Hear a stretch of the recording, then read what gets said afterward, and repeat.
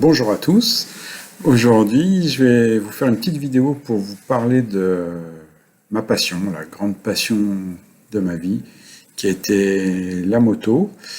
Je vous cache pas qu'avec la SLA, la moto, c'est terminé. En plus, on vient de me supprimer mon permis moto pour raison médicale. Donc ça, c'était un petit coup dur.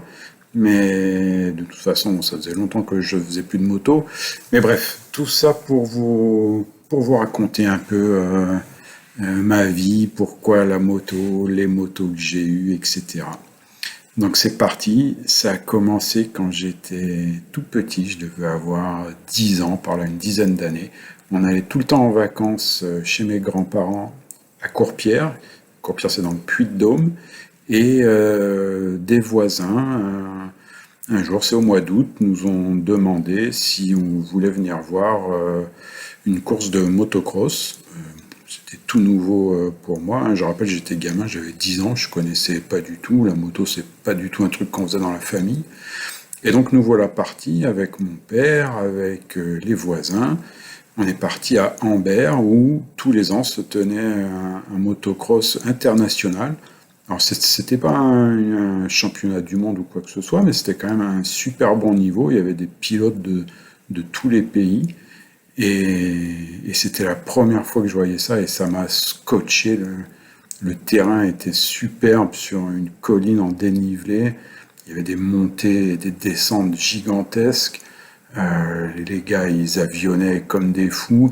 Et moi, j'avais les yeux, j'étais ébahi, j'avais les yeux écarquillés. C'était vraiment une découverte pour moi. Et je pense qu'on y est retourné 2, 3 années de suite. Peut-être j'avais 10 ans, 11 ans, 12 ans. Et la passion est venue de là, du cross, du tout-terrain, des motos à crampons. Euh, à l'époque, j'avais pas de moto, j'avais rien. J'ai commencé avec des vieux vélos, on faisait des tremplins, on faisait des sauts pour essayer de reproduire ce que faisaient les gars en motocross. Les tout premiers vélos qu'on avait, c'était des vieux Solex sans moteur. On pouvait les casser, on pouvait tomber, ça n'avait pas d'importance. Ensuite, j'ai eu un BMX. C'était ce qui se rapprochait le plus de la moto. Un BMX, ça veut dire Bicycle Motocross. Euh, et puis ensuite, quand ma sœur Estelle, coucou, qui a 50 de plus que moi, a eu une mobilette. Et en fait, en cachette, je prenais sa mobilette pour aller faire du cross derrière chez moi. Je faisais des sauts et tout ça, enfin, des petits sauts. Jusqu'au jour où enfin j'ai eu l'âge d'avoir moi aussi 14 ans pour une mobilette et mes parents m'ont acheté ce qui ressemble à une moto. C'était un Suzuki ER. C'est un 50 cm3, une mobilette, mais qui ressemble à une moto. Et là, c'était pareil, j'étais tout le temps. On habitait un peu loin du centre-ville, un peu dans les bois. Et il y avait plein de chemins et j'arrêtais pas de faire du cross avec, des sauts. Je m'entraînais à faire des petits circuits, etc. Et puis jusqu'au jour où j'ai tellement saoulé mes parents qu'ils m'ont acheté un vieux cross. C'était un RM, donc un Suzuki, des trucs jaunes. Alors, je vais essayer de mettre des photos pendant le montage de cette vidéo, mais c'est pas garanti, hein, parce que peut-être ça va me saouler. Bref, si je peux mettre des photos, je les mettrai. Donc, mon premier vrai cross, c'était un RM 125, un Suzuki. C'était, je crois, un modèle 78 ou 79. Déjà à l'époque, il était vieux. Il y avait pas de refroidissement liquide. Il n'y avait pas de suspension, je sais plus comment ça s'appelle, enfin, il y avait 2 suspensions sur le bras oscillant, une de chaque côté. C'était un vieux machin, mais bref, à l'époque, moi qui venais d'une mobilette d'un 50, c'était un truc qui grimpait aux arbres. Et rapidement, on a acheté un modèle plus récent, entre guillemets, je crois que c'était un modèle 82, toujours un 125, qui lui, une grosse nouveauté, avait un refroidissement liquide. Le refroidissement liquide, ça voulait dire déjà moins de bruit, parce que l'eau absorbe un petit peu les bruits, qui normalement est amplifié par les ailettes de refroidissement. Et, mais bon, ça restait un vieux machin. J'ai même eu les deux pendant un moment, avant de revendre l'ancien. L'ancien, le 79, le moteur a fini par exploser, je sais plus trop pourquoi, sûrement manque d'huile ou j'en sais rien. Bref, ça c'était les deux premiers RM des vieilles bécanes et un peu plus tard, je crois que c'était en 88, je me rappelle plus trop, peut-être 86, je sais pas. KTM a sorti pour l'époque une moto révolutionnaire qui avait tout le top des équipements de l'époque qu'on ne trouvait pas ailleurs, c'était encore des trucs d'usine. Et pour un prix défiant toute concurrence, il y avait notamment, donc ça c'est une Brel que j'ai achetée neuve, avec l'aide de mes parents bien sûr, mais à l'époque c'était quasiment moitié prix d'une japonaise. Et il y avait, alors tout était une révolution, c'était la première fourche inversée sur une crosse de série, il y avait les premiers freins à disque avant-arrière, bien sûr une monosuspension réglable dans tous les sens à l'arrière, etc. Enfin ça c'est vraiment la première vraie et belle moto que j'ai eue. On allait souvent tourner avec mon père à Fréjus, derrière le Luna Park, il y avait un petit terrain de quad, et que le gars louait des quads comme ça, 10 minutes la session, et du coup entre les sessions il nous laissait tourner avec le KT, et ça c'était vraiment cool. Et suite à ça, j'ai plus de cross ou de tout terrain pendant un petit moment, jusqu'à ce que ma vie soit un peu plus stable, qu'on soit marié, qu'on ait les enfants. Et là, j'ai racheté un enduro. Faut dire quand on devient vieux ou moins jeune, bon, le cross c'est un peu difficile physiquement. Et puis surtout, tu pars la journée pour tourner 3 fois 10 minutes. Bon, bref, c'était un peu galère, alors que l'enduro, tu pars, t'es presque 8 ou 10 heures de suite, le cul sur la brelle. Donc j'avais acheté un WRF 2,5. C'était la première fois qu'on faisait des petits moteurs 4 temps, le 2,5, et pour un 2,5 4 temps, ça marchait fort, ça marchait presque aussi bien, voire mieux qu'un 125 2 temps. Et avec ça, j'ai fait, je sais plus, quelques saisons d'enduro. Bon, on faisait le championnat de je sais plus quoi, peut-être c'était Provence, Rhône-Alpes, je sais plus comment ça s'appelait à l'époque. Enfin, on partait loin, hein, en Ardèche, on allait même dans le sud, tout ça. Enfin, on s'est bien éclaté avec ça. Et, et puis malheureusement, la vie allant et tout ça, j'ai un peu mis de côté le tout-terrain. Et parallèlement à ça, à ma vie de moto tout-terrain, j'ai eu aussi pas mal d'autres motos, des routières, voire des sportives. La toute première que j'ai achetée, c'était avec mon premier salaire. Je venais d'arriver à Lyon. Ça devait être que je dis pas de conneries. Je suis arrivé fin 93, j'ai dû l'acheter en début 94, la moto. C'était un ZXR, un Kawa, un ZXR Tomcat. C'est celui qui a les deux prises d'air sur le devant qui viennent sur le réservoir, qui servent à rien d'ailleurs, je crois.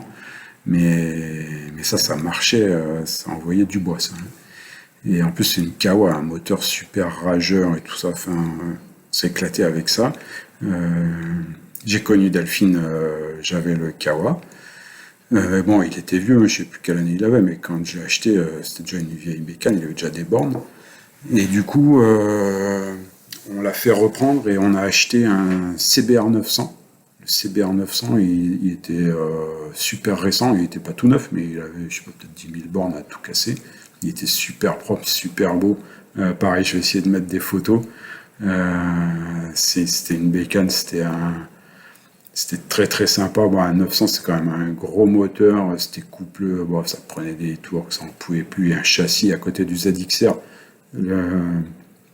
Le CBR, il avait un châssis super rigide, ça bougeait pas d'un poil, tu pouvais le jeter dans les virages. Enfin, c'était un régal, c'est un autre monde par rapport au Kawa qui, lui, envoyait du bois comme c'était pas possible, mais limite dangereux. Alors que le CBR, c'était super sécurisant, c'était un rail le truc, enfin bref, c'était sympa. Et puis, Je me souviens plus pourquoi, mais sûrement des petits problèmes financiers. On a dû le revendre et j'aurais bien aimé acheter un 600 Bandit des Suzuki. Je sais plus maintenant, mais à l'époque c'était super à la mode. Le Bandit il marchait super fort et malheureusement il y en avait plus de dispo chez Suzuki France. Et j'ai essayé de trouver un truc qui ressemblait. Et là j'ai fait la plus grosse erreur de ma vie en moto, c'était d'acheter un Yamaha XJN. Le N c'est pour Naked, c'était un truc qui voulait se ressembler au 600 Bandit, sauf qu'en fait c'était un gros veau quoi, ça avançait pas, ça freinait pas. euh, Enfin quand j'étais là-dessus je me demandais ce que je foutais sur cet engin quoi. Enfin, du coup le XJN ça a été la galère parce que je me faisais chier avec quoi. Et du coup,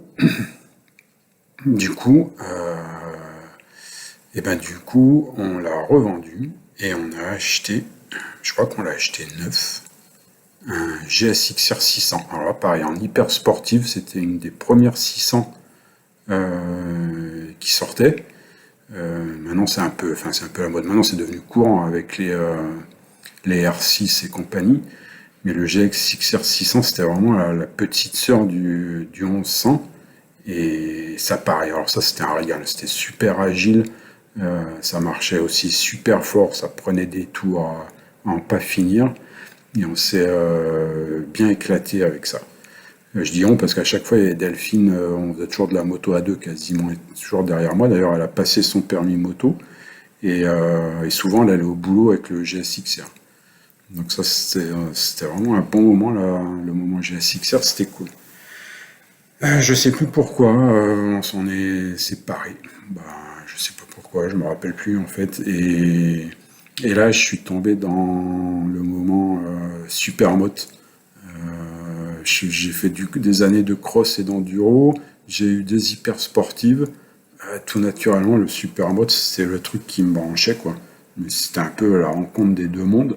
Et du coup, j'ai acheté un DR 6,5 qui était monté supermoto, enfin monté façon de parler, hein, deux jantes 16 ou 17 pouces avec des pneus slick, voilà, point barre. Mais bon, c'était assez sympa, c'est super coupleux, le truc qui levait n'importe quand. Mais c'était quand même un peu un veau, hein, faut pas se le cacher. Et du coup, on arrive là-dessus sur une des brelles qui m'a le plus plu. C'est le DRZ 400 Supermoto. Alors Supermoto vendu tel que en Supermoto. Hein. C'était pas l'enduro version Supermoto, c'était vraiment le Supermoto vendu comme ça. Le DRZ 400 SM. Et ça, c'était un des plus gros kiffs en moto. Vraiment un jouet, un truc super léger qui peut se jeter dans les virages, qui pardonne les fautes. Tu le sentais partir en glissade, c'était super sécure. Et un moteur pour un 400, ça envoyait quand même pas mal. C'était super sympa, il y a de quoi se faire peur. Et ça, c'était super cool. Et on l'a gardé jusqu'à ce qu'on parte en Irlande. Ouais, parce qu'on est parti en Irlande, ça, on en parlera dans une autre vidéo. Donc du coup, bah, on a tout vendu avant de partir. On est parti avec les valises et les gamins sous les bras. Donc on avait vendu les motos, la voiture, tout. Et, et la dernière moto que j'ai eue, je l'ai achetée en Irlande. C'était pareil, un supermoto. C'était un Katoche, un 600 LC4.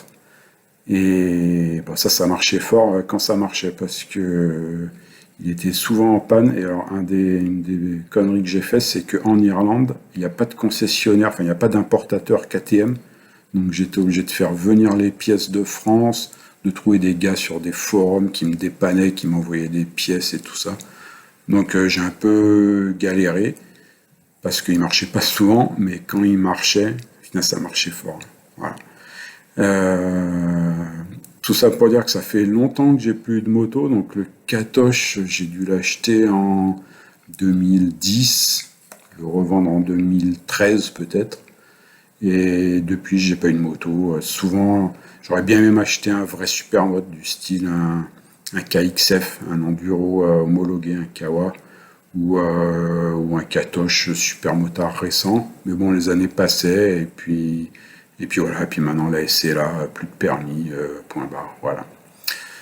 Voilà, ben c'est un peu, j'ai fait le tour. Je pense que j'ai rien oublié. La moto, la passion, elle est toujours là. Je pense que je vais mourir avec. Voilà. Ça reste une grosse partie de ma vie et je voulais partager ça avec vous. Voilà, merci. Bisous, bisous. Ciao.